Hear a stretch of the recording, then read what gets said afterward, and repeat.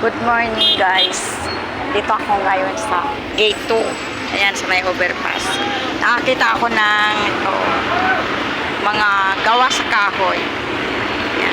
Mura lang, dito lang ninyo siya makikita sa may overpass. Dito lang kayo naka-stay. Gumagala din kayo. Ayan yung yung mabait naman siya, nagpaalam ako. Ito ang mga gawa nila. Sariling gawa daw nila to. Yan, marami.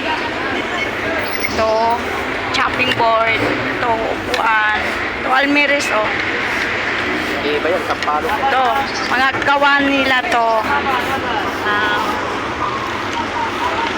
Kung gusto nyong bumili dito lang, makikita nyo siya. Darating ang panahon, ito nang gagawin. Yan. Ito naman talaga yung mga dati, di ba?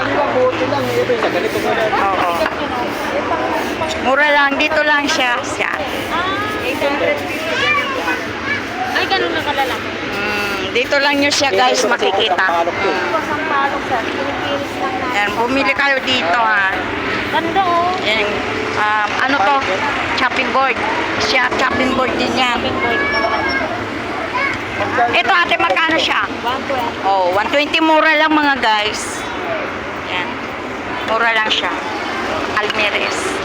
Okay guys, pag gusto nyo bumili dito lang siya makikita. Sa may overpass.